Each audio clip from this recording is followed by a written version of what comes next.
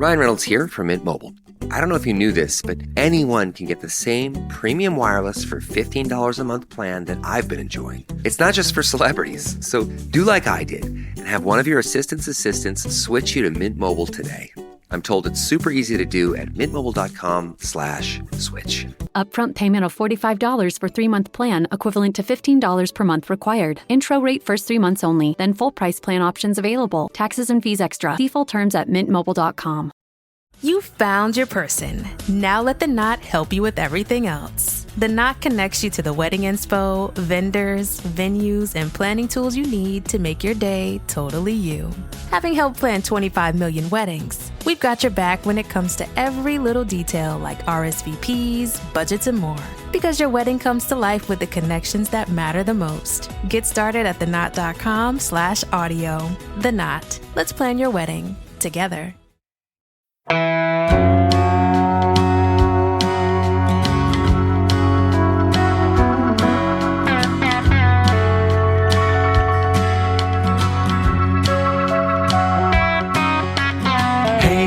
Hey, where you been?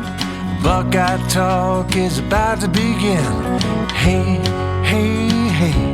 come on in.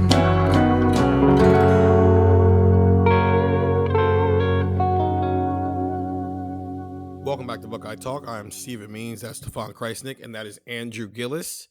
This is your Thursday pod where we're talking about things that we said on Monday. Not this Monday, but all of the Mondays in August when we were previewing the season and coming up with all these different predictions for how we thought the year would go. Ohio State ends up going 14-2 and winning a national championship in a year where they also lost to Michigan and lost to Oregon during the regular season, did not win the Big Ten. And this is one of my favorite pods we do every year because there are some things on it where it's like, you're an idiot. Why did you think that back then? There are things where it's like, you were an idiot then. I can't believe you said it. And you're even more of an idiot now after it's played out. There are things where it's like, man, you were a genius. I can't believe you foresaw that. There are things where it's, man, you were a genius. I don't even think you were serious when you said it, but you're a genius for saying that. It's all over the place. And I have numbers. I have, here's where we were right. Here's where we were wrong. I went back and listened to all the Mark It Down Mondays. So I also have quotes pulled out of things people said along the way. Some of them paint you in a good light. Some of them, you're going to be like, oh, I can't believe I said that. I need to very much reevaluate how I pod. And that's okay. That's okay. Here is what we're going to do. We're going to do stats, Heisman trophies, All-Americans, CFP, driving the bus, which, Andrew, we're going to have fun with that one with you. And then we're also going to do the starting 22, which, again, Andrew, Stefan, too, both of you. Just wow. Me, I said something about the starting 22 that was weird in the moment, and I still feel like it's weird, but it is what it is. Let's start with the stats. Will Howard passing yards. The over-under of that day when we did it was 3,507.1 passing yards and then 33.6 passing touchdowns. Stefan, do you think you were over or under in your prediction? I'm pretty sure I said under. Andrew, do you think you were over and under in your prediction? I think I said under. Yeah, you both were so wrong. So very, very, very, very wrong. I thought throughout the course of the season, Will Howard was going to run it a lot more than he did. And we obviously saw that, kind of pulled out of the bag in the postseason. But in retrospect, I definitely would have taken the over, knowing that, Will throughout the regular season really didn't run it as much as I thought. Well, no, you didn't.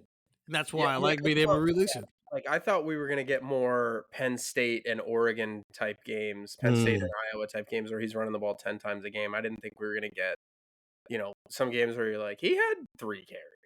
I thought we were going to see him run the ball a lot. No, I feel it. You didn't think that either. That's the thing. Both of you trying to justify you're wrong. You just got to be wrong. We also said 350 rushing yards for Will Howard. That was Andrew Gillis's prediction. Stefan's prediction was 351 yards, and he literally said he was doing it so he could price his right Andrew Gillis. I said 375 rushing yards. He had 226. So we're not that off with that. This was not a situation of, we thought Will Howard was going to run it more. You two just didn't think Will Howard was that good. And that's all it was. You just got to own it.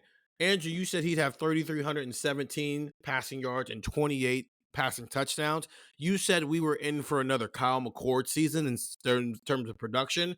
Stefan, you said 3,300 yards and 26 touchdowns. I said 3,840 passing yards. I said 45 touchdowns. And I said the comparison would be Justin Fields, where maybe the yards wouldn't go crazy, but the touchdowns would go crazy. I was right to be over for the touchdowns, but it was much closer to the over-under than what I ended up picking. It was 35 passing touchdowns and 4,010 yards. So we were all under with his passing yards total, even if I was the only one who was correct if we were gambling on this thing. So Stephen Means pats himself on the back. What'd you say Will Howard's rushing total was for the year? 226. 94 of those came in the playoff. Correct. I think my majority was like the 350 was definitely thinking, okay, a lot of that was probably going to come in the regular season too. Okay, I was way off on the passing. I'm not going to deny that, but there is no denying also that we all thought throughout the course of the regular season he was going to run more than. So over the course of 12 games, he got 60 or 33% of his total rushing yards. No, that's fair. And also, he was essentially a QB sneak machine, and then in the national championship game, they just started running QB power. Yeah. So, fine, that's fair. But still, we weren't that far off with his rush. Even with that, even with you guys thinking he'd run it more throughout the year, I don't think only being 110 yards over where he actually was is all that bad. So I'm going to pat myself. He was a lot better thrower than I definitely expected. He did. Yeah. It went from like I've said throughout the playoff, it went from he's just got to do enough to get the ball to his receivers to he's just like straight up good. Here's what happened. You guys were thinking about him at Kansas State. And I was thinking about him but what if you give him a luxury vehicle? And I was making that point a lot of like, hey, look at what Jaden Daniels turned into when he left Arizona State to go to LSU. Look at what Michael Penix when he left Indiana to go to Washington. Bo Nix when he left Auburn to go to Oregon. Now, we don't know what's going to happen in April. I'm not going to say Will Howard's not going to be a first-round draft pick, and I'm not going to say he is going to be a first-round draft pick. So that part of the journey that those guys walked, we won't find out until April. But my whole point then was, maybe there's something that's not being tapped into because he's not in an environment that can, nurture that. And now he was. And as a result, you got 4,000 yards and 35 touchdowns. Stephen Means pats himself on the back. Shame on Stefan and Andrew for being wrong. And now we move into the rushing yards, where you guys backdoored your way into being right. And I'll explain why. We're gonna do this whole thing where whenever Steven's right, it's Steven, pat on the back. No. We're just gonna provide context on things, and then I'm gonna tell you guys to pat yourselves on the back. So first and foremost, both of you pat yourself on the back for being right about who would have more rushing yards between Travion Henderson and Quinshon Judkins. It was Quinshon Judkins. Here's how it happened. Travion Henderson had 967 rushing yards heading into the national championship game. And Quinshon Judkins had 960 rushing yards heading into the national championship game. And then Quinshon Judkins had a 70-yard run. Those runs not count? I'm saying is pretty sure they count. That's why I said you guys backdoored into it, because here's the first quote of the day. Actually, no, this is the first quote of the day just because I thought it was funny. The Ferentz family needs to be prosecuted for crimes against football. Who said that? That sounds like Andrew. and Andrew, pat yourself on the back. Patting myself on the back for that one. I was right. We were talking about yards per play defensively, and I was listing off all these Iowa yards per play numbers by year. And we were just like, man, if Iowa just had some offense, they could be a national championship contender. And Andrew just goes, the Ferentz family needs to be prosecuted for crimes against football. That's the best quote of the day. There's going to be a bunch of other ones, but that's the best quote. In terms of the Henderson Judkins, I said that I thought Quinshon would lead this team in touchdown runs, but Travion Henderson would lead this team in rushing yards. And I was right up until I was wrong. Because Quinshawn decided on the first run play of the second half of the national championship game, oh, there's a hole. Jump cut, 70 yards. We're going to win the Natty. Kudos to you guys.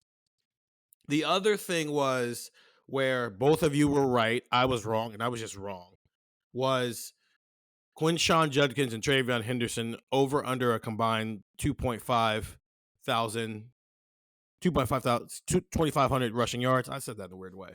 I said over. Both of you said under. Andrew, you actually put a number on it. You said 2,201 combined rushing yards for those two. They ended up with 2,076 yards. Pat yourselves on the back. The reason I said over, and I didn't realize Ohio State was going to spend 12 weeks playing as slow as humanly possible. I thought they were going to play the way they played in the playoff. So I do think, Stefan, I'm wrong. But can you at least see where I was coming from? I don't know if any of us anticipated them playing as slow as they did for 12 weeks. Yeah, no doubt. I don't think any of us in any of the preseason pods expected that for them to slow down, especially when they hired Chip Kelly. I think a lot of people probably thought it was going to be the opposite, where they played pretty fast. So that's an interesting thing to know, and I'm wondering how much that factors into our predictions, throughout the course of this offseason, knowing that if Ryan Day is anticipating a 16, 17 game season, this is probably how he's going to play a lot of the time. When we're doing this in August, Andrew, are you inclined with even with these receivers and these running backs and what this offense could potentially look like, to go low on the stats simply because maybe you're anticipating a similar concept in 2025 where they do play slow, they do try to get through the regular season, get to the playoff before they turn it on? Or is the personnel on both sides of the ball so differently that maybe they can't afford to attack it that way? I think they might try to do it the same, because it's like one of the things that I found interesting about this entire thing for Ohio State was that this was like a test run. This was like, hey, I think this is going to work, but there wasn't like things you could bounce it off of that had happened in the past, right? Like there wasn't a previous college football playoff like this where you could say, hey, well, it worked for Florida 7 years ago. Let's do it here. Like you had to just kind of pick it. So I see no reason why Ohio State will change it. I see reason why Ohio State might have to change it a little bit. Because with all due respect to James Peoples and CJ Donaldson, I don't think they're as talented as Travion Henderson and Quinshawn Judkins. Like Quinshawn Judkins and Travion Henderson very well could be 2 top 50 picks, top 40 picks. Like, how crazy do you want to get with that? They were the best running back tandem in college football. Like, is it fair to say that Peoples and Donaldson are that right now? I probably not. Okay, so if you're not going to be successful running the ball, you might have to throw it a little bit more. Throwing the ball a little bit more obviously leads to more plays, longer time, like things like that. The defense also might not be as good, even if the defense is still really good. Like the defense just might not be best defense of college football. Like even if you have like a top 15 defense in college football, a top 12 defense in college football, you might need to beat a team in a shootout. You might have 1 or 2 more Oregon games. So that's going to be an interesting part of this offseason, because I think the idea is sound. I am curious, judging by the way that this team is going to be constructed, if that's going to be possible. We have a elite defense this year. I think he said elite or good is what Ryan Day said in the preseason. We don't know if they're going to have an elite defense in 2025. And when you have an elite defense, you can be a little bit more control the game with the run, right? Control the clock, time of possession. Don't put your defense in a position where it's having to get stop after stop after stop. Make sure you reward your defense for doing its job. And if the defense I think the defense was a 10 this year. It had one bad game, but it was a 10. So if it's a 7 in 2025, then that puts more onus on you got to play a little bit quicker on offense, because you might be in some, like, I don't know. Texas, it's so hard with Texas because I think people have just decided Arch Manning is good because his last name is Manning. I don't know if he is or not. But there's a chance that game was a shootout. So that throws off we played slower. Well, you couldn't play slower because you had to win a game 38-34. Penn State might be a shootout. Okay, you can't play slower because you might have to win that game similar to the way you won the game in 2022, where it's 41-38 or something like that, right? Michigan might be better. And the rest of your, I just don't, their schedule and their personnel might not afford them the right to do things exactly like they did things this year. So I don't know how that impacts the way I'm going to view things when we do this in the preseason. The schedule is interesting because if you lose that game against Texas, I think it's different than losing at Oregon simply because it comes so much earlier in the season, and I think you kind of there's going to be a sense of urgency because what happens if you slip up? Let's say at Illinois. I mean, Illinois is going to be a ranked team. Let's say you lose against Texas and you lose at Illinois. Well, suddenly we're looking at the back half of the schedule being must win every single game. Yeah, there's no ramp up for the playoff when every game is must win too. Like that. Even Penn State is in that mix. Yeah, like. You don't have the room for that slip up. Stefan's 100% right. Now, if you beat Texas, then the complete opposite happens. I think there's a chance that losing to Texas doesn't matter, and vice versa, because what's the impact if you are? I said this on a pod for the college football playoff pod. If you are playing in your conference championship game, and you are in the Big Ten or the SEC, you have already made the playoff. You're playing for seeding. So losing a non-conference game in week 1, so okay. No, but then it makes it all that much more important to get to the Big Ten championship game, and this team hasn't done that even in a year that they won a national championship. No, that's true. That's true. There's still that element of you haven't done it in 4 years. All I'm saying is, in the grand scheme of where they want to go, nothing changed. They could legitimately be 11-1, where their loss is non-conference, and they might still be the number 1 seed in the college football playoff, or at worst, the number 2 seed. So I just, it's a reason why we need to see more games like that in the early season, but it's also a reason why it's not really all that relevant to see those games. We did 1,000-yard receivers. How many could we see at Ohio State in 2024? We all said 1. I picked Jeremiah Smith. You guys picked Emeka Egbuka. We were all right in who we picked. We should have also just joined the other person and picked the other person as well, because I ended up with 2. Jeremiah Smith got it with 1,315 yards. Emeka Egbuka got over it in the national championship. So again, I was almost the only one right, and then you guys backdoored your way in. Pat yourselves on the back. Win's a win. Yeah, win is a win, man, no matter how you do it. Backdoor covers count too.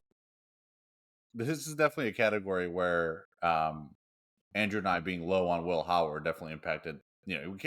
We couldn't have said 2 1,000-yard receivers if we had Will Howard getting under on the passing totals. That would make a lot of sense. And I think too, maybe Stephen probably has more knowledge of this, but like I remember we were talking about it. It was like I do remember I made this point when we did like our stats prediction. I was like, so like what is Ohio State going to have like 2,000-yard receivers and then 3 1,000-yard receivers and 2,000-yard running backs? Like it was like, then we're talking about one of the greatest teams of all time. Like if we have 2,500 yards rushing and then 3,500 yards receiving from 3 guys, like that to me, I think was one of the reasons why I only had 1.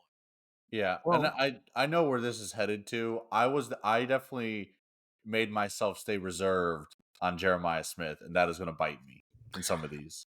Speaking of unders, this is from Stefan. I love the idea of the under on all these, and Ohio State still having the number 1 offense in the country. The entire portion of this pod, this is the stats market down Monday, was people going, they can't do this, but they can't. At some point, you have to. Okay, at some point you have to pick it over somewhere. Somebody's got to do the thing we think they're gonna do. Like we all, at every single category, we just decided, well, he can't do that because this guy's gonna be awesome too. But that guy can't be as awesome because this guy's gonna be awesome too. Leading receiver. It is also interesting. Like this was our first time making predictions for a 16-game college football season, so I wonder like how much that changes us moving forward, because it's like I mean, the number, like you said, I mean, a lot of these numbers were hit in game 16 out of 16. Yeah, Like a lot of these marks were reached because of that. And now it's like, okay, I'm going to take the over on this guy, but they might lose in the first round, so I don't know how good this team is going to be. Like that, it's going to be very interesting. it makes it that much more fun. You got to be careful how you go about some things. Speaking of leading receivers, because we all only picked one 1,000-yard receiver, it was by default who we thought the leading receiver was going to be. You guys picked Emeka. I picked JJ. Pats myself on the back for that. Though Emeka did lead this team in catches, which I can't remember. Somebody pointed that out, the idea of one person leading this team in catches, another person leading this team in yards, another person leading this team in touchdowns. The same person led this team in touchdowns and yards, but Emeka led this team in catches with 81. So whoever, I can't remember. I've listened to too many pods. So I guess we can all pat ourselves on the back for that one. Next category is tight ends and how many catches we thought Ohio State's number one tight end would have. Andrew came the closest. G. Scott ended up with 27 catches this year. I said he would have between 14 and 16 catches because I thought Brandon Ennis would have more of a role. I also said the running backs would get more catches, which was true. Trayvon Henderson had 27 catches. Quinshon Judkins had 22 catches. Brandon Ennis only 14 catches, though, which allowed J. Scott to have maybe more of a role. Stefan, you said he'd have 20 catches. And Andrew, you said he'd have 24. So, Andrew, pat yourself on the back. You're the most right. Sacks leader, we were all wrong. Speaking of quotes, I said that Jack Sawyer would have 5 sacks in the first 3 games because they were playing Akron, Western Michigan, and Marshall. He had 1 sack in the first 3 games, and then he went nuclear in the college football playoff. But so did JT Tuimoloau. I said Jack Sawyer would have 11 sacks. Andrew, you said he would have 10 and a half. So we both were wrong, and we went over on his sacks. Stefan, you said he'd have 8.5. He had 9, so you were at least under on his sacks, but we were still wrong. JT Tuimoloau leads his team in sacks with 12.5, which gets us into over under yards per play offensively. We all said that they would be over 7 yards per play. That was the over under. Andrew, you were the only one who put a number on it. You said 7.08, but we can all pat ourselves on the back there. And then yards per play on defense, 4.13 was the over under, and that was built up by an average of over the past 5 years who was number one. I just got the average of that, and it was 4.13, and that's where the Andrew and the Farage family should be prosecuted for crimes against football came in. We all said under. Stefan was the closest to what the actual number was, though. But we were all wrong. I said 3.95. Andrew said 3.99. Stefan said 4.04. We were all wrong. They ended up at 4.19. That felt off to me, though. I don't know. Is this a situation, Andrew, where it's like numbers don't lie, but they don't always tell the whole story? Because I don't know if I was just watching this football team, I would have assumed they were giving up 4.19 yards per play. I mean, it was the best number in the country. I know. It's like, I don't know if they lied. Like, it's, I don't think that it's like, I can't believe that they allowed. It was the best number by like 0.1.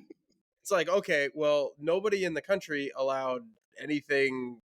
Like, there were 4 defenses in the country: Ohio State, Indiana, Texas, and Ole Miss, that allowed under 4.5 yards of play. If you were to tell me that, I'd be like, okay, wait a minute, Indiana? Like, I would have been like, huh? Yeah, Indiana being up there is nuts.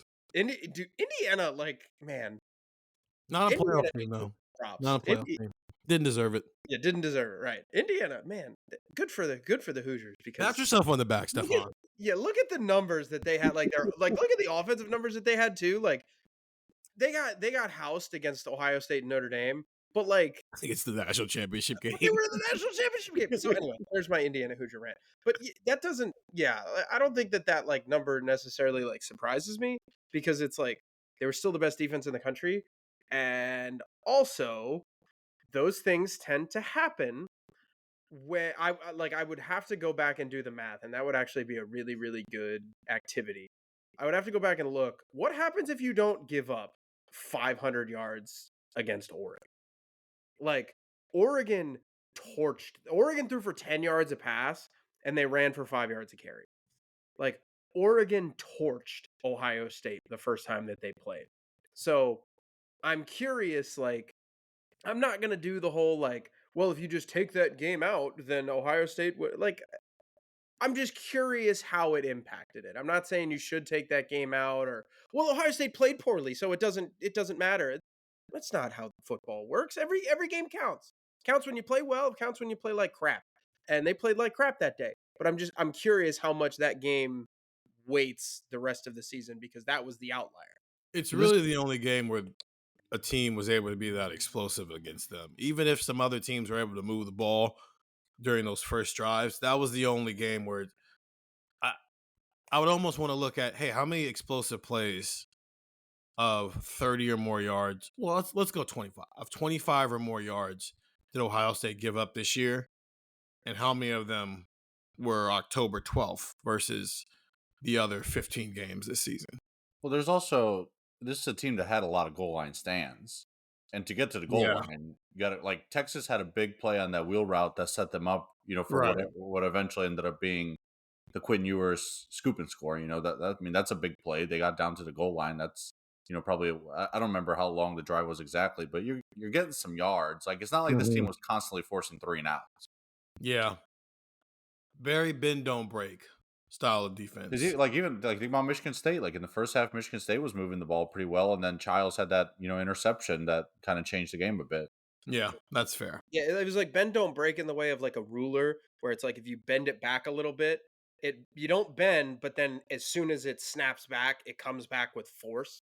It was a little bit like that, whereas like they would get the goal line stand, or they would allow a first down and then just swarming defense. Like it was never just from the get go. It felt like, but it was always there. So there are the numbers. That's where we were right and we were wrong with the numbers. I'm going to give you guys the next 2 minutes, a minute each. If you want the minute, you don't have to take the minute. But to either champion yourself where you were right, or you can defend your stances where you were wrong. Stefan, you may go first. I was definitely right about the running backs. I think I pretty vehemently was saying that Quinshawn is going to be very good and he's going to be someone who can carry a decent workload. I think he ended up having more rush attempts, but not like a huge margin, but a decent margin. So I was standing on a table for Quinshawn. I'm glad that he got over 1,000 rushing yards there at the end. I thought that championship game showed a lot of what I talked about of, he's a guy that can carry a workload, especially over the course of a longer season. And I thought we saw his best in the playoff. Like, I thought he played really well, especially in that game against Notre Dame. I thought he played well against Texas. You saw the different things that he could do and kind of the way he could complement Travion. So I felt I was pretty good about the way I talked about these running backs and the way that Quinshawn played this year. Yeah, I think for the I think myself and I think actually kind of all three of us were maybe right in theory.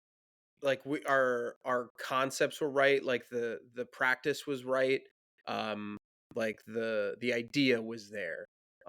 Like when Steven said like over under 2,500 rushing yards, like I remember saying like, dude, they're not gonna have 2,500 rushing yards and 3,500 receiving yards from 3 guys, because then it's like, is Will Howard never carrying the ball? Is James Peoples never carrying the ball? Is like Travion Henderson and G. Scott and Brandon Ennis never catching a pass? Like, I think you could. I think that was something that I think is notable as I listen to this. It's like we all still thought they were going to be either the best team in the country or like the second best team in the country or the most talented team in the country or whatever.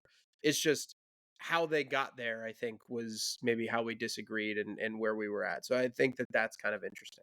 I didn't use my full minute, so I want to add one more thing. And this is not like a preseason prediction. This was an in-season prediction as well. I was very wrong about the Michigan game. We all were. But I was the one who was coming on the pod being like, stop thinking about the rivalry. Stop doing the throw out the records. Like, Ohio State is way better than Michigan. I was incredibly wrong. Yeah, and I'm very upset that I was wrong on that because I said this team was going to lose to Oregon and then they're going to win out and win the national championship. And if the Michigan game didn't happen, I would have been so spot on about everything. I went back and listened to that pod too. we all picked Ohio State to blow out Michigan in that game, so let's get that out the way first. But when you were saying that, I remember going, hold on now. I'm like, let's very breathe. wrong. Yeah, Very wrong. Yeah, it was your first. This is your first time covering that game, and so I get it. You were coming strictly from a place of a person who was using their logical football brain. I'm watching Team A make waste of college football where they had one little hiccup, and I'm watching Team B not know who should throw the ball for them. It just seems that equals to me, and when Team A is at home, this is going to be a blowout, which is why me coming in here as someone who grew up in Columbus, Ohio, so I get it, but two, I've been on this beat for 5 years at that point. I can go, hold on now. You are right. But also, there's an underrated element here that exists with this game that doesn't matter the other 11 weeks.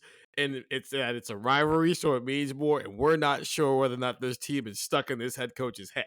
Now we know. So I am wondering how we're going to approach next November. If Ohio State's 11-0 and looks like a super team, are we all going to go, yeah, but this Michigan thing, man. So I have a surprise for you guys. I knew that we were going to do this.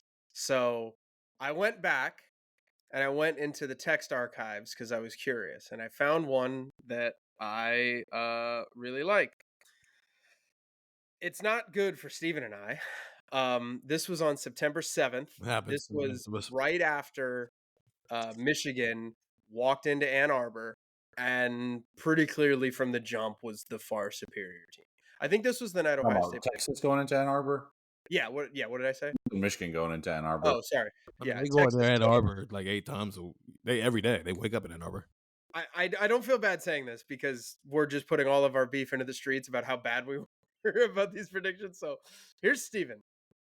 So seriously, because it's not a crazy thing to say given how good Ohio State's defense is, mixed with how much this current group hates Michigan and how trash this offense is, ... Is it not completely crazy to say Ohio State could shut out Michigan? Me. It is not crazy to suggest that anyone can shut out Michigan. I said for months I do not think they can throw the ball. They cannot throw the ball. And then Steven responded, yeah, but Donovan Edwards also stinks. And I basically sent 4 follow-up texts basically saying, Corum's gone. They used to be able to bully teams up and down the field, blah, blah, blah. And we thought they were just going to kill Michigan. And I wanted to bring that up because we're going to do this whole thing about how our predictions were wrong. That was the most wrong we all were. I predicted 36-7 that game. You know why I predicted 36-7? Because I said Ohio State was going to go for 2 when it was a blowout and they were going to dance on the Michigan grave. That's how confident we were that they were going to not just win, not just be like 21-7 or 28-10. Like, we thought they were going to kill them. We thought they were going to have a band member score a touchdown. They were just saying, everybody get in on this. We're going to kill these guys. And that was, for as much as we were right about and as much as we were wrong about, that was the wrongest thing that was the wrongest thing we talked about all year. But to be fair, the defense did its job. Yeah, and if I could go back, if I had to look at that game, Team A versus Team B, Team A is loaded, Team B, and then Colson Loveland and Will Johnson didn't play. Yeah. They didn't play. I would have been like, oh, this game's going to be bad. And it wasn't. In the middle, I think it was after the Illinois game when they lost to them, I tweeted out, it's going to get ugly in Columbus on November 30th. Oh yeah, the Michigan fans found that one after November 30th. The Michigan fans have found a lot of things. I've said they're the opposite of South Carolina fans for me because they have every right to dance on my grave. They're finding stories I wrote 4 years ago and dancing on that grave. But that tweet was correct. It was going to get ugly for 30th in Columbus. It did get very ugly. Yeah, just the context of that tweet was very, very wrong. Let's take a break. And then we can get into All-Americans, Heisman stuff, where I think we were all very much stupid because in the moment we overlooked this with the Heisman stuff. And also, I have more quotes here on Buckeye Talk. This episode is brought to you by LifeLock. During tax season, your personal info travels to a lot of places, between payroll, your tax consultant, and the IRS. If your W-2 gets exposed, that's just the ticket for identity thieves. That's why LifeLock monitors millions of data points every second. If your identity is stolen, they'll fix it guaranteed or your money back. Don't let identity thieves take you for a ride. Save up to 40% your first year. Visit LifeLock.com/podcast. Terms apply. Did you know a 2018 study showed half of prenatal vitamins tested had unacceptable levels of heavy metals? I'm Kat, mother of 3 and founder of Ritual. When I was 4 months pregnant, I couldn't find a prenatal I could trust, so I created my own. Ours is made traceable, third-party tested for heavy metals, and recently earned the Purity Award from the Clean Label Project. But don't just take my word for it. Get 25% off at ritual.com/podcast. Get the text 614-350-3315, 2-week free trial, $2.99 after that. When we do these Market Down Mondays every year, we include the texters, and it's always great to get their input on a lot of these things. And a lot of times it can form our own opinions here. So listen, if you want to be a part of forming the opinion of Buckeye Talk, get the text 614-350-3315. We are reviewing our Mondays, our Market Down Mondays on a Thursday. We're just looking for stuff to do. We always do this. It's just we're waiting on news things to happen so we can move forward. We think news things are starting to happen. In fact, you might be listening to this on Thursday and the news things have already happened, but we're just kind of stuck in this purgatory of, hey, let's talk about 2025. Yeah, we can't because we don't have a full structure of it yet. Fine. So we're doing it. Andrew, nice shirt, Andrew. Thanks. What's the shirt? It's a Virginia Tech shirt. I think it's a cool shirt. Yeah. Oh. Okay. I don't know the context behind why he said that. I don't know what I missed there. Stefan says weird things sometimes. So do we all. That's why we're on this podcast. All-Americans. We got 2 of the 3 All-Americans correct. Though only one. Actually, no, that's a lie. All 3 of us got 1 of the 3 All-Americans correct. Only one of us got multiple All-Americans correct. And there was one guy none of us even considered as an All-American. So we'll start with Andrew. Andrew said Ohio State would have 5 All-Americans: Emeka Egbuka, Jack Sawyer, Tyleik Williams, Davison Igbinosun, and Caleb Downs. He was correct on Caleb Downs. Listen, man, you're driving the bus. It's going to be you might just want to, you might want to walk away from your computer for a little bit because we're going to be making fun of you. We're good. No, listen, we all have moments on this pod where it's going to get really ugly, and I think we should just walk away and let it happen. I think the Emeka Egbuka, Jack Sawyer, Tyleik Williams ones had some merit. It just didn't work out that way. In fact, Ohio State didn't have anybody at those positions get one. Caleb Downs, of course, got there. In fact, Andrew went out on a limb. He said Caleb Downs wins the Bednarik and the Nagurski Awards this year. And then Stefan and I looked at him like, so you're just not going to throw the Thorpe Award in there as well? I mean, you're saying he's going to be the best defensive player, but not the best DB. You're like, yeah, I went big. We're like, yeah, you can go big, but you could also take this with you. Like, no, I don't want to do that. I'm just going to go big. Half point for you. Because he was a finalist for the Bednarik Award this year. So half point for Andrew for having some foresight with that. And I think you should double down on that this year because legitimately he might win both of those awards in 2025. Stefan, you went Emeka Egbuka, Josh Simmons, Jack Sawyer, Denzel Burke, and Caleb Downs. Once again, right on one Josh Simmons. It's hard because he only played 6 games. I do think maybe if he'd have played the whole season, maybe he would have had a case. Maybe he wouldn't have been, but he didn't play the whole season, so unfortunate for you. And the other ones, the only one where you were like dead wrong was just Denzel Burke. And I'm going to join you down there in the dead wrong because I also had Denzel Burke on mine, and that went out the window the moment we went to Eugene. I also had Jack Sawyer. I was wrong. I had Will Howard as a first-team All-American, and that goes into our Heisman Trophy discussion that we'll have in a second here. I also said that Will Howard would win the Johnny Unitas Award as the best senior quarterback in the country. He did not. Shedeur Sanders out of Colorado ended up winning that award, but I still feel like my heart was in the right place, but I was wrong. I had Josh Simmons, Jack Sawyer, Denzel Burke, Caleb Downs. I also had Donovan Jackson. As a guard or a tackle? It doesn't matter because it just says offensive line. Maybe that's why it doesn't matter. None of us had Seth McLaughlin, and you know what? That would have been the ultimate drive the bus if somebody would have picked him. given he was at his lowest point in his football career when he got here. So for him to go from that to winning the Remington Award as the nation's best center, that would have been if someone would have picked Seth McLaughlin in the preseason, we would have had to just clear out for the next 20 minutes and let that person ISO and talk his stuff. But that's not what happened. So I got 2 of the 3, and you 2 got 1 of the 3. Steven's always right, even when he's wrong. He's right. That's the epitome of Steven's always right, even when he's wrong, he's right. 2/3 is not bad. 66% completion percentage is not bad. And then there's the Heisman Trophy. All of us are idiots. And I think I said it on a pod a few weeks later of like, I can't believe none of us have Travis Hunter on our Heisman Trophy list. We just all picked a bunch of quarterbacks because we're lazy. To be fair. We're lazy. Okay. Yeah, we're lazy.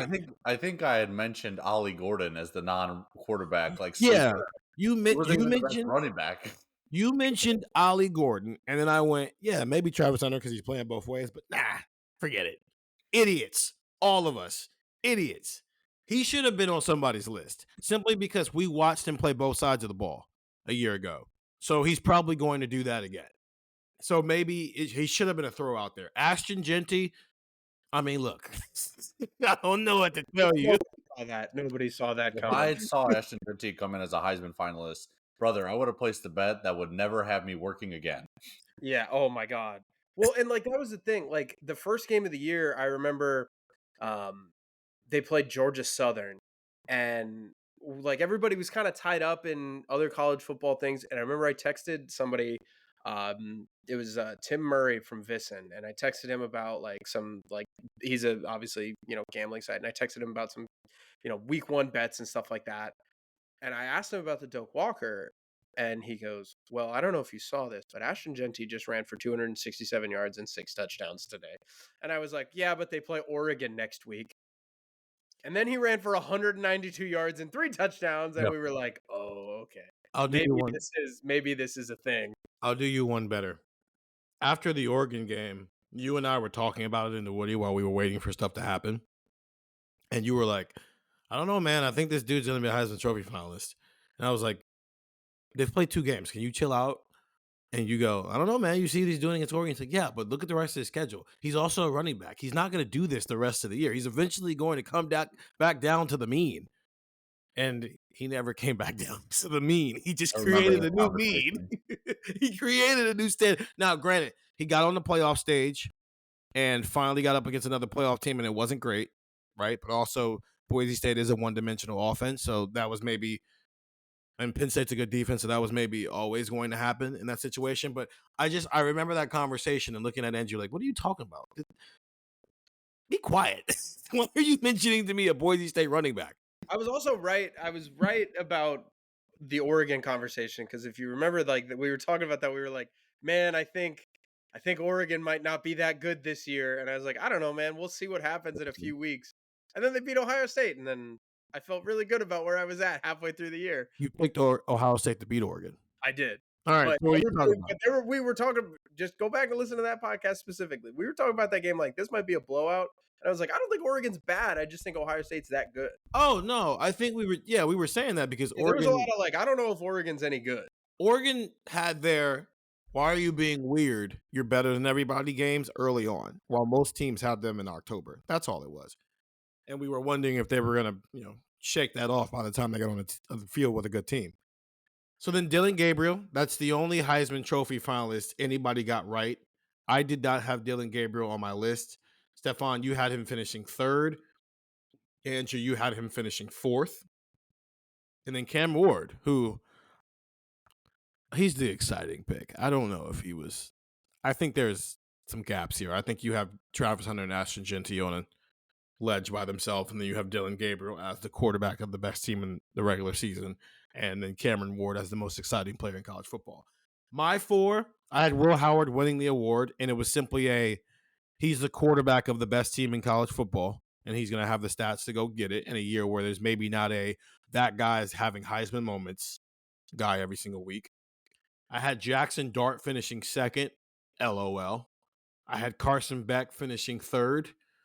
bigger LOL, and I had Jalen Milroe finishing 4th, which was great for one literal 7-day period when he I beat. was just gonna say, I That's have the it. numbers up here. I'm looking at it, and I was like, because you're gonna get to me here in a second, and yep, I felt so good about where I was at for 1 week. I mean, my list isn't any better. So I can't give you anything. Like my list. No, I know, but I'm just saying, Hold on. Stefan had Carson Beck winning the Heisman Trophy, Jackson Dart finishing 2nd, Dylan Gabriel 3rd, and Will Howard 4th. So again, none Yeah. of us did well here. So we can't pick on Andrew when all of us have. No, I know. points. I wanted to just bring it 27 of 33, 374 yards passing, 2 touchdowns and a pick, and then 117 yards rushing, and 2 rushing touchdowns against Georgia. If you remember, we were covering the Michigan State game that night, and we went down to the press room, and it was like an 11 point, like the game was a blowout. And then we were like, hey, Georgia's like only down like 21. They were down like 800. And then we're like, oh, interesting. And then they cut it to like 14 or 10 or 11 or whatever the heck it was.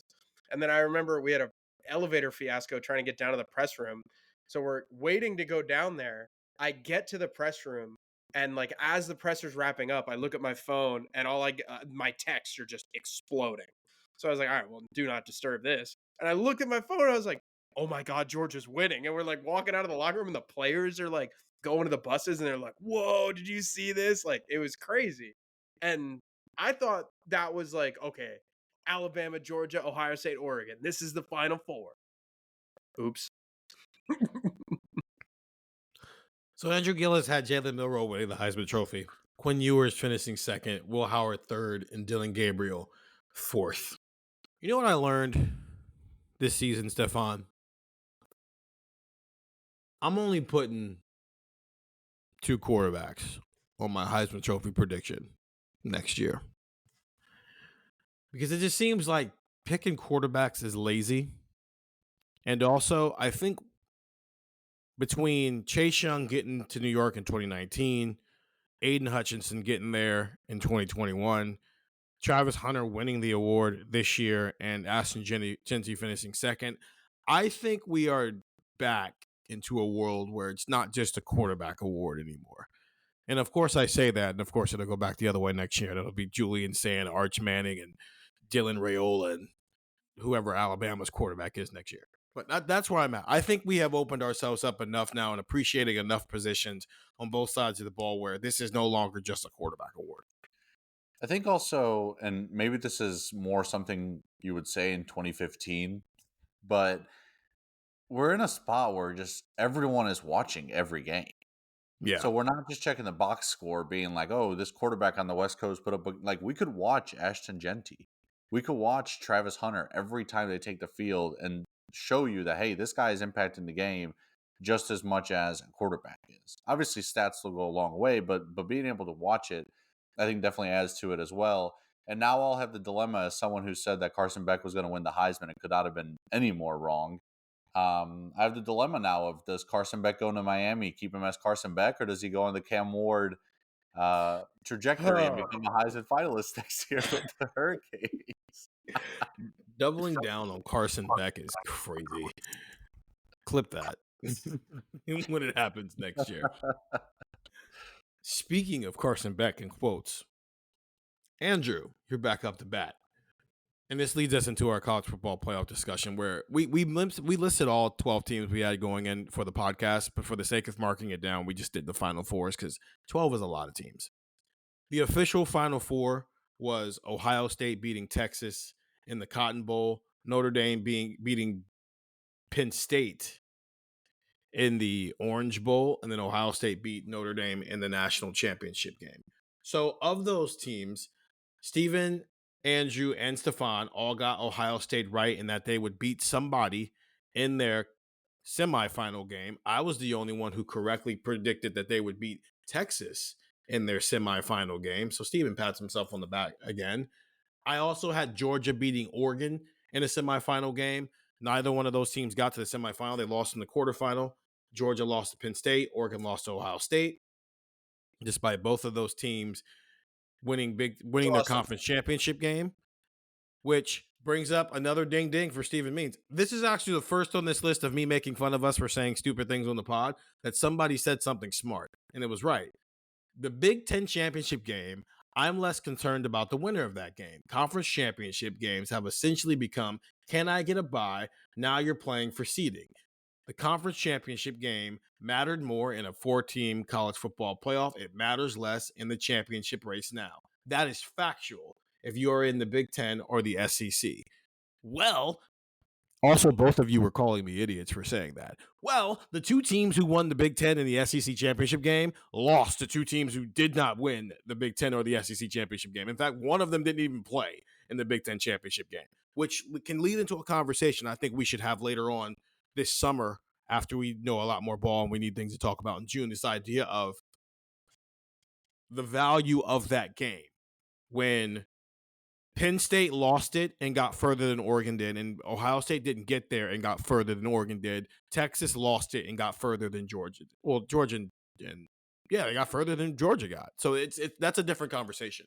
But Stefan, you had Ohio State beating Oregon in the semifinal. You were correct that they would beat Oregon. You were just wrong in the game they would do it in. You also said Ohio State would go 2-1 against Oregon that year, saying that they would lose in the regular season, win in the Big Ten championship game, and win in the college football playoff. You also had Georgia beating Ole Miss in the other semi, which is ill. You SEC man. Hey, you and I both had darts somewhere in the Heisman, so. Oh yeah, I was with you. Yeah, both of us get an ill for that. That's I'm gonna say too on the Heisman thing, and I guess it kind of goes into this. If we both had Will Howard in our top 4. You and I both had Jackson Dart in our top 4. Yeah. If Jackson Dart doesn't do against Kentucky what Will Howard did against Michigan, they're both probably in the conversation. Because Dart was like 3rd in the country in passing yards, and Howard is up there as well. Yeah. Which is, again, this is hypothetical. If that didn't happen, it happened. He lost against Kentucky at home. Will Howard lost against Michigan at home. You're not going to get the Heisman if you do that. That's a good point. The numbers still ended up being there. That's a really good point. Some quotes from Stefan. If they play a Big Ten team in the playoff, they're probably playing them for a second or third time. You're right. That was the second time they were playing Oregon. I think Georgia is better at receiver than people are giving them credit for. They led the nation in drops. Wrong. Nasty. I had the incorrect buzzer. I had to rewind it like 4 times to make sure I was hearing. I was worried you were about to say that I said that they were better than Ohio State's receivers. No. Thank God I didn't say that. No. Okay, I left that part out. You were like, because the whole point you were making was Ohio State's got good receivers too, not just Georgia. So you were trying to stand up for Ohio State's receivers while also saying, I know Georgia's receivers are pretty good. So wrong. Well, right. Nasty. Wrong. No, that's just nasty. And then Ohio State, they lose at Oregon, and that's the last game they lose this season. So close. So very, very, very, very close. Andrew had Ohio State beating Alabama. That's disgusting. And then Georgia beating Oregon. That's half disgusting. Oregon was a really good football. First thing is disgusting, but Andrew can make his case that Bama should have been in if he wants to do that. Nope. They shouldn't have been. Don't lose your games. Don't lose your games. Win football games. That's simple. Beat Vanderbilt and you're in the playoff. Win your football games, man. There were no 3-loss teams in the playoff. Georgia is still really good, and I think Carson Beck is still a really good quarterback. It's nasty. Wrong. I think that Georgia may be more well-rounded, and I look to areas like the offensive line and quarterback. I think they might have a slight edge over Ohio State. That's the reason that Andrew picked Georgia to beat Ohio State in the national championship game. Nasty. Oops. Nasty. Oops. I think even with Ohio State's offensive line injuries, their offensive line was still better than Georgia's offensive line. That's a good question, but I think you're right. Yeah. I had Ohio State beating Georgia, and so did Stefan. So we were both right in picking who the national champion was. We were wrong in picking who they were going to be playing against. But I'll pat myself on the back for getting at least one of the semifinals right. That's it, though. Everything else we were wrong about. Not a lot of Notre Dame love from us. No, and it's because I think Did they get have them in the field. We did. We all had them in the We field. all had them in the field. Okay, because The I know problem was, because we said their schedule was like super easy after they got past Texas A&M, which it was super easy. They just lost to North Carolina. Texas A&M, and then they lost. Yeah. No, we were like, they got one difficult game. We just picked the difficult game wrong. Yeah, we picked the wrong week, early game. None of us had them winning a game because we knew that the highest seed they could get was 5. And if we thought that the Big Ten and the SEC, the runners-up of those conferences, would end up with 5 and 6, that pulled Notre Dame down to 7. And then we started talking about path. And it's Notre Dame might be fine, but they don't have a tough schedule, so they don't have to prove it all year. And then they get on the stage with the playoff team, and they just don't play well. So that's all it was. It was, I think it was less lack of disrespect and more of they can't get a bye. I also don't know how they go it. I think they were just better than people expected.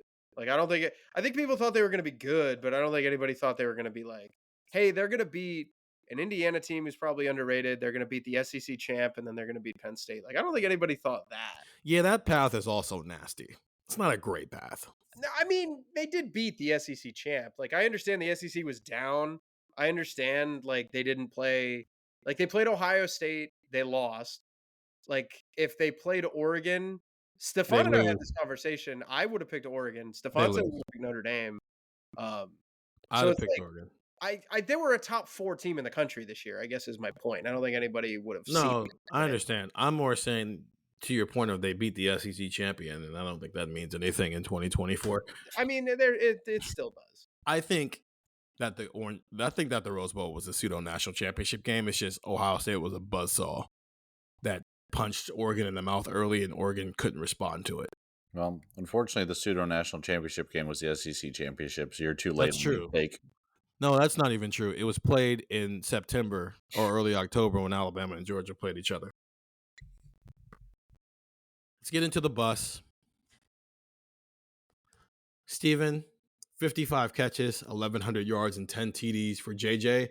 And it was built on the idea of this being like 2019, where maybe no guys just got overall dominant stats, but it's like few receivers who were involved in. No, JJ just decided to turn into the best player in college football in the playoff, and he gets 76, 1,315. So I was just too low on JJ. But I think my point of this is what he's going to do this year, I think still stands. I was a little low on this.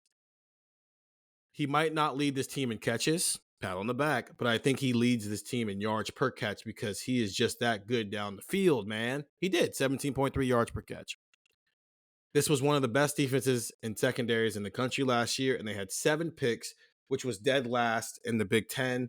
Can we see more of that? This is just other things we talked about. They had 10 interceptions this year, so they did have an uptick, but they're still middle of the road with interceptions. This is just funny that I said this. Marvin Harrison Jr. is apparently his dad in Randy Moss's body. I'm not going to give you the context, but that's what he was at Ohio State. And then I said, I think Emeka Egbuka might leave here with some all-time records, which he did. He is now Ohio State's all-time leader in catches. He's second in receiving yards, and he's like 40 yards behind Michael Jenkins, so he should be that. Stefan, this is a direct quote from you. I think Emeka is going to win the Biletnikoff Award.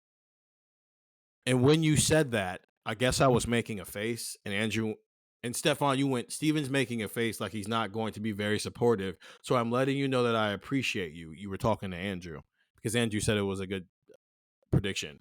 And Andrew goes, no, that's Steven's face when he's going to agree, but he hadn't considered it and he likes it. So he's thinking through his process. And he was right. That's exactly what I was doing. I was processing it in real time, this idea of Ohio State winning back-to-back Biletnikoff Awards with 2 different guys. Didn't win the Biletnikoff, but in re-listening to that pod, I love the spirit of your bus, Stefan, because it's the point. Go crazy hyperbolic, not do what Andrew did with Sonny Styles the year before that, which I was making fun of a lot on that pod. Go hyperbolic, but you were just trying to make the point of Emeka's going to reestablish himself as one of the best receivers in the country, and he did just that. He's very much in that Lathan Ransom conversation of, if Jeremiah Smith wasn't on this team, we probably talk about Emeka as an All-American. I mean, he had more than 1,000 receiving yards. I don't have the exact touchdown total. It was like, 81 receptions. So Emeka had an outstanding year, but 81 catches, 1,011 yards, and 10 touchdowns. I mean, it's not even if Jeremiah Smith was like a normal 5-star freshman and like Yeah. had like 40 catches for 700 yards. Like if he had a Carnell Tate year, Literally, I was going to say that.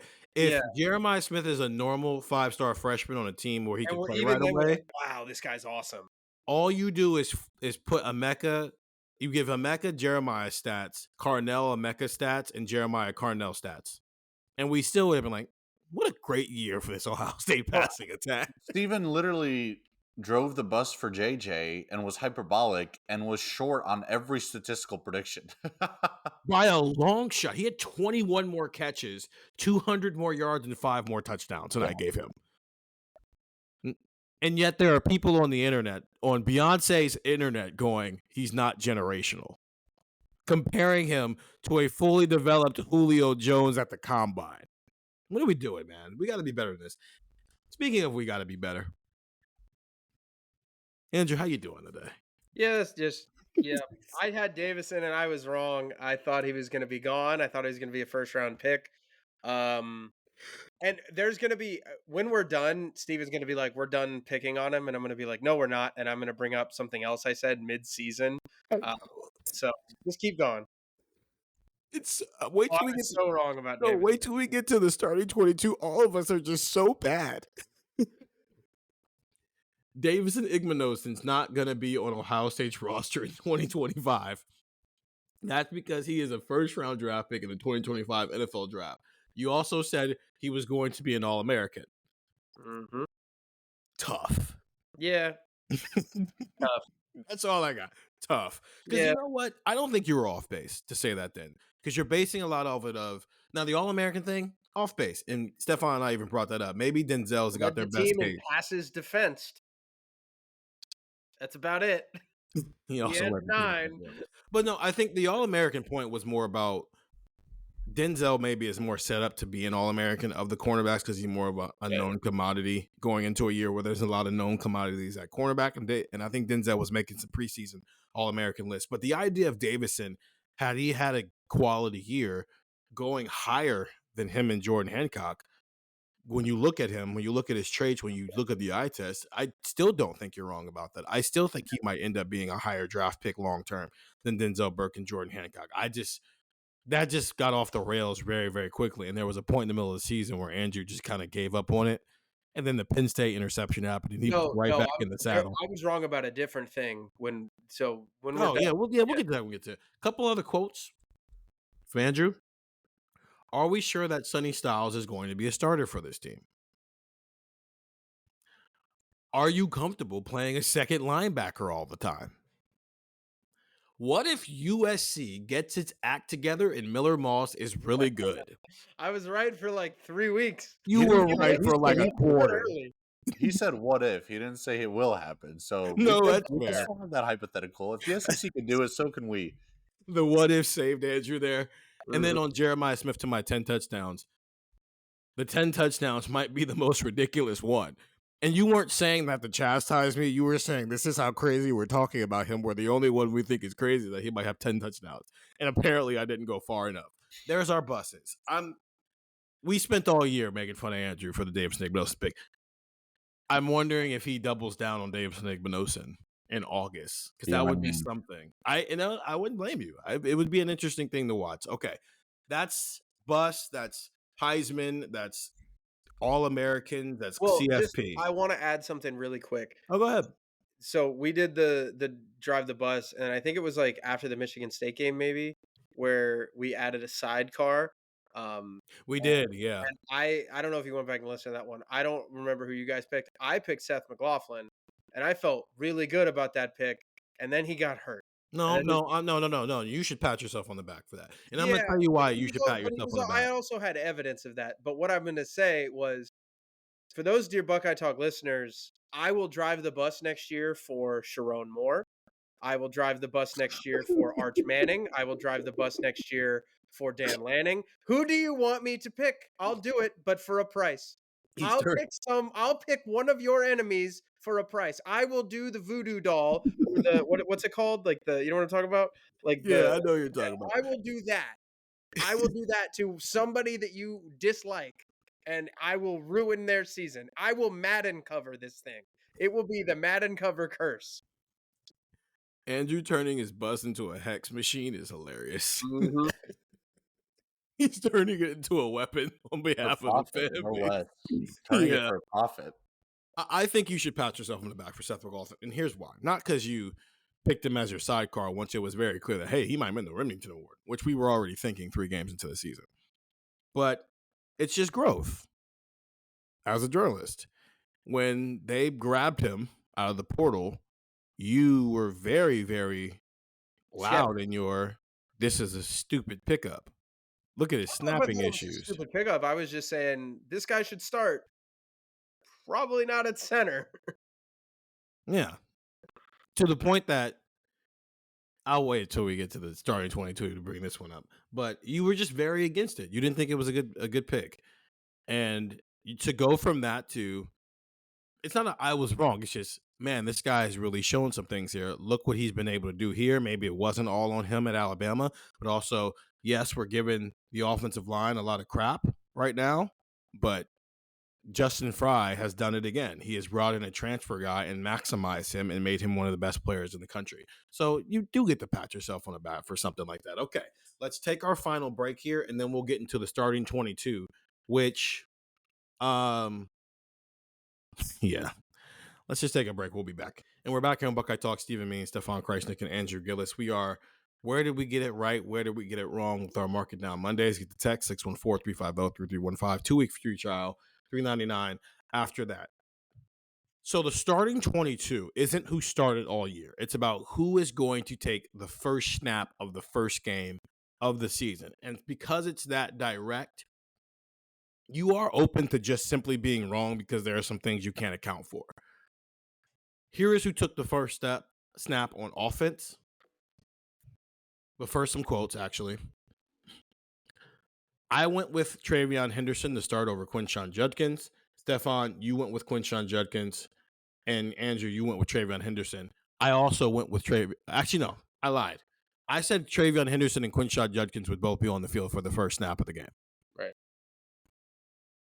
I also started my hatred for the T formation.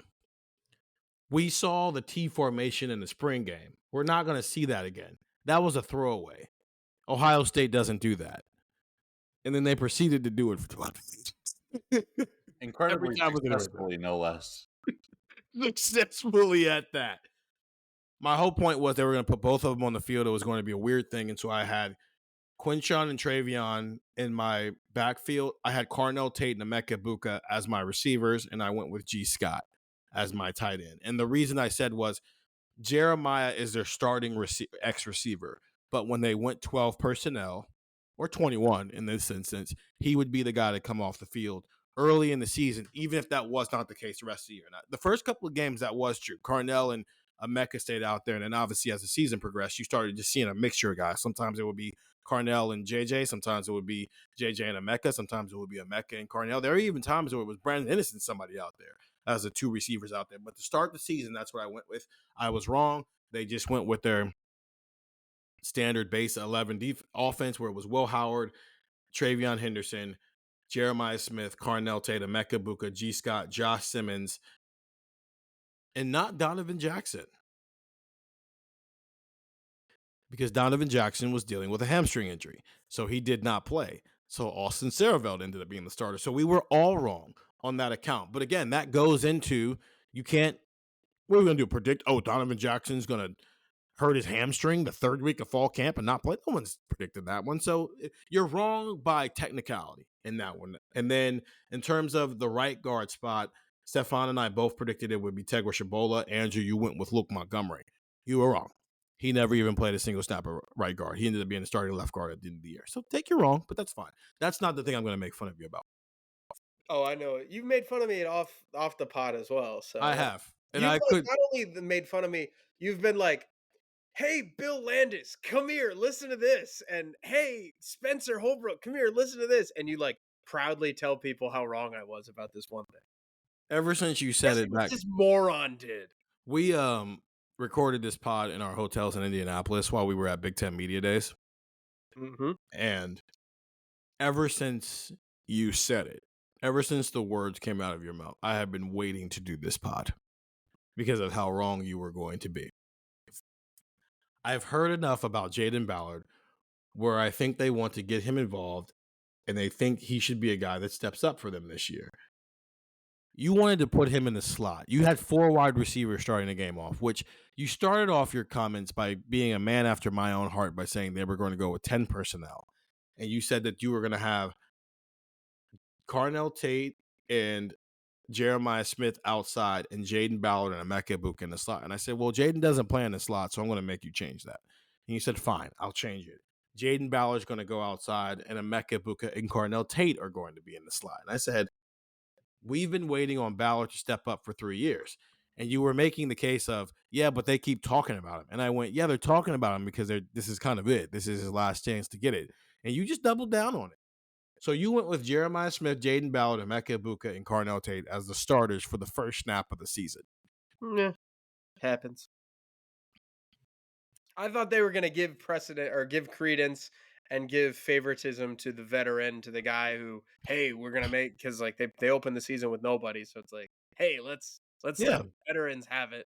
They do that in the spring. And I was saying that on the pod. They do that in the spring. It's time to play football. They don't do that as much. And you learn. You live and you learn. I've had my mistakes that way. You also brought the idea of Seth McLaughlin playing guard. I did. You did. That never happened. But you also had the ultimate Nostradamus moment of the entire Market Down Monday season. The first play of the year is going to be a screen to Jeremiah Smith. You said bubble screen, but then you started to elaborate. You said tunnel screen. You said all types of screens. Boy, oh boy, Andrew. Ball nowhere. I don't know where. I don't know who's going to be on the field, but damn it, when you put him on the field, I know what's going to happen. That people have been texting us about our relationship on this pod, and I always tell them this is how we talk to each other in real life. It's just not always professional because we don't have to be. But this is it. This is how you listen to us on this pod is how you listen to it in real life. That these two predictions, Jaden Ballard starting and Jeremiah Smith screen pass, that is the epitome of what it's like to have a conversation with Andrew Gillis. Okay. It's just living in the extremes, and it's so play hard and hope funny. you hit it. Yes, it is very much a go hard or go home philosophy, and it's why there's a lot of times where Stefan and I just have to look at each other and go, just let him rock. Well, not even that. Gillis was also incredibly wrong and incredibly right about just Seth McLaughlin. Yes. Yeah. Yes. Yeah, you had him starting at guard, and then you had him winning the ring. Yes. Yes. That's. I hope you guys who listen to this pod now understand what it's like to talk with Andrew. When he's right, and you just gotta bow down and give him his credit, man. But you also gotta be like, hold on now, just like we had this conversation at the Rose Bowl where we were talking, and like we were talking, like I went to OU with Spencer Holbrook, who's on the beat as well, and one of the things that Spencer said was he was like, no, actually, like Andrew was kind of hyping up Jalen Hurts for a while, and Steven like genuinely stuck his hand out, shook my hand, and went, you know what, props to you, because you saw that coming. Good for you. And then I think we were talking about because I think we were talking about like where Will Howard should land, or what's the best landing spot for Will, or so whatever, because like this is what we do in our personal lives too. And then we were talking about like other quarterbacks, and I was like, yeah, I thought Josh Allen was gonna suck. I thought Josh Allen was gonna be awful. But I was right about Jalen. I was right about Lamar. I was right about a couple different guys. But when like you said, when it's the Mark Reynolds philosophy, the Adam Dunn philosophy. If you ever watch baseball, it's, man, they're gonna get 200 strikeouts in a year, but they're also gonna hit 38 home runs. So I just want people, as they're listening, to keep that in mind the next time either Stefan or I have a moment with Andrew where it just seems like, why are you guys like attacking him? It's because sometimes you just got to reel him back in and just be like, listen, man, breathe. Well, just think, dear Buckeye Talk listener, the next time you hear me say something and go, that's kind of interesting, I don't know if I agree with that, you think to yourself, this might be it. He might be really right. That's what he thinks. Might be on the money here. Do I want to bet against him? He's like a broken clock. It's right twice a day. Just know Just know, Buckeye Talk listeners, for every time this Steve and I are tough on Andrew, there's also a million times where we're on mute and we just kind of shrug and go, "All right." Literally. Yeah. There could be more. But no, I mean, but still, kudos to Andrew for calling that thing out, but also kudos to Andrew for not backing off the thing when I told him to back off the thing. Stefan, here's some quotes for you before we get into the defensive side of the ball. We started having this debate at dinner the other night of who's the better back. I think it's Judkins. Travion will get that first snap of the first game, but I wouldn't be shocked if Quinshon Judkins started more games. I wouldn't be surprised if Judkins got the majority of the carries in the fourth quarter of some big games. I actually did the math on that one. Travion Henderson started, because I pair it with, I think Trey takes the first snap of every game he's healthy to play in. That doesn't make him the starter. I think the snaps at the end of the year and the touches are going to look very similar. Travion Henderson started Akron, Western Michigan, Marshall, Michigan State, Iowa, Oregon, Nebraska, Michigan, Texas, Notre Dame. Quinshon Judkins' first start was Penn State because we made note of it. I was like, oh, Quinshon's out there. Purdue, Northwestern, Indiana, Tennessee, and Oregon. So Travion got more starts this past season. And in terms of touches this year, I gotta find it. Travion, I think Quinshon ended up having more touches overall this year because he had more carries, 194 carries for 1,060 yards and 14 touchdowns, plus 22 catches for 161 yards and 2 touchdowns. So 216 touches. Travion Henderson, 144 yards, 1,016 yards. 144 carries for 1,016 yards. 1,000 touches would be crazy. 10 touchdowns, 27 catches for 284 yards and a touchdown. So 171 total touches. I think Travion, though, ended up with more snaps this season. And again, they don't include the special team snaps. So this is not one played as a kick return, the other one didn't. Travion had 490 snaps. Quinshon had 442 snaps. So it just ended up being pretty balanced. I feel like all three of us were pretty spot on in how we talked about the running backs and the way they were going to be used and things of that nature. Because there were so many times throughout the year where Day or Kelly or Lachlan were telling us that both running backs can do everything. And I think we stayed pretty true to, we still think Henderson's the more explosive guy, the guy that's going to catch a screen pass and go 60 yards, which he did. Yeah. And Judkins is more of the, put your head down and give me 3 yards at the goal line type guy. And I think we're pretty spot on the way we talked about both of those guys. And that's what the Penn State game was. Because the thing with the fourth quarter, I didn't go look at all their fourth quarter snaps. But I do think that a lot of those, the reason why there's a almost 50 carry difference between, there's a 50 carry difference. I'm wondering how much of that is the Penn State game, where at the end of that game, they were giving it to Quinshon Judkins. I wonder how much of that is the playoff games where there were blowouts, where they're giving the ball to Quinshon Judkins. We always said Quinshon is more likely to be the guy to get 20 carries. Travion's the guy who's more likely to have 10 carries, but he has 150 yards. And that did happen a lot of the times here. I think Travion was better than Quinshon this year, though. I think that's... We did our player rankings. We all had him ahead of Quinshon. Right. I said it already. Jeremiah is a starting receiver, but he wouldn't be in top 2 to begin with. The other thing, to the guard point, I was mentioning how Carson Hinsman was in the battle to be the guard. None of us picked him to be the starting guard, but you guys were like, both of you were stuck on this idea of you can't have Carson Hinsman playing guard because he's your backup center. And what if you don't want him to get hurt because then you don't have a backup center? And I was very confused by this argument, even now, because it's like the last 2 years, Ohio State's backup center has been its starting guard. So what are you two even talking about?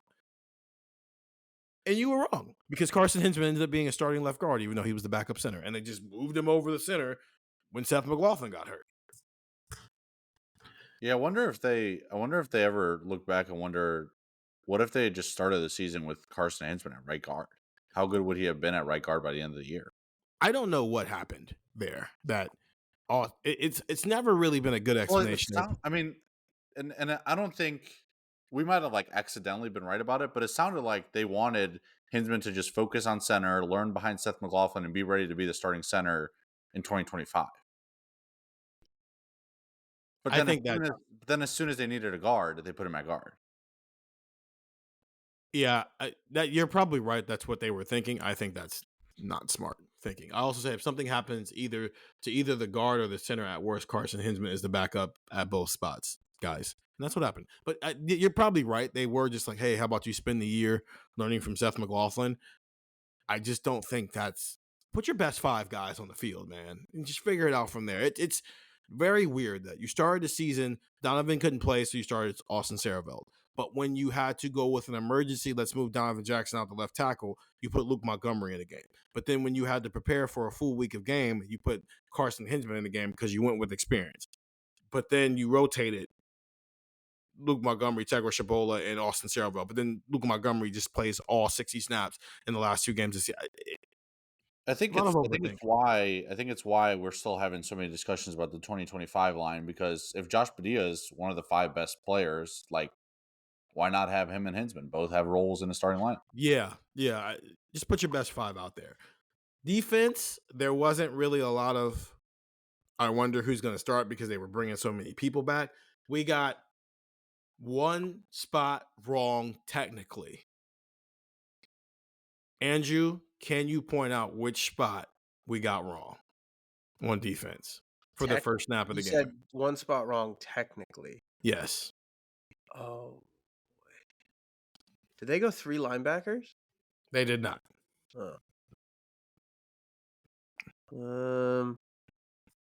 Oh, didn't they screw around at safety? No. Oh, then I don't know.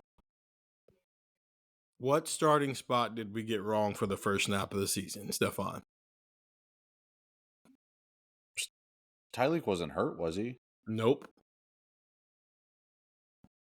Was Lorenzo in instead of Jordan Hancock? No. I have no idea. Oh, wait, Cody Simon didn't play the first game. Mm-hmm. Yeah, that's right. You're right. Yep. So we ended up being right that CJ Hicks was a starting Will linebacker for the first snap of the game, but Sonny Styles was a starting Mike linebacker that game. And we would have been wrong for the full season because Sonny Styles was a starting Will linebacker, so we got it wrong with CJ Sonny conversation. But we somehow almost ended up being right because about the first snap. So I remember us having a debate if Cody or Sonny was going to lead the team in tackles. Or, sorry, Cody or CJ, who was going to have more tackles, because I remember almost predicting CJ being like, I went with Cody Simon because he's the veteran guy. Boy, would I have been wrong on that. Well, we all picked Cody to lead the team in tackles. You said around 80. Andrew said 81. And I said Cody Simon was going to have 100 tackles, and you both went, whew. And then he had 112 tackles. Yeah. So there it is. Where we were right, where we were wrong. And now you understand why we look at each other the way we do when we say things. All three. Didn't we also both predict that Caleb was going to break the pick 6 record or something like that? Yeah. That's the last thing. The record's broken. I said a mega career catches just because you chose the Caleb Downs with 4 pick 6s, and I was like, that was mine. And you were like, no way. I thought I was being all unique with it. And it was like, no, we all think that. I'm going to double down on that in 20. I might pick him to win the Heisman, so. You have fun with that one. Andrew said they would have the record for team wins with 16. And they had 14. Which is weird because you didn't pick them to win the national championship. But these weren't done in the same pod. Yeah. So we couldn't call you out about it. That's fair. The Andrew Gillis experience, ladies and gentlemen. The experience with me, the Andrew experience is saying things that you're like, what, dude? The Stefan experience is, huh? The Steven experience is, I'm checking out for a minute because Steven's trying to yell through the microphone for the next 20 minutes. And somehow it all works. Get the text, 614-350-3315, 2-week free trial, $3.99 after that.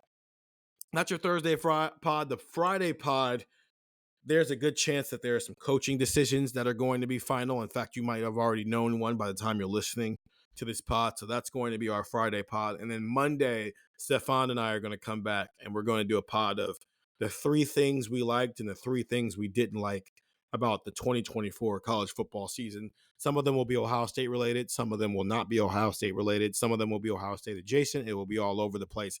But this was a very, very long podcast reviewing where we got it right and where we got it wrong. For Stefan Krajisnik and Stephen Means, and Andrew Gillis, I am Stephen Means, and that is Buckeye Talk.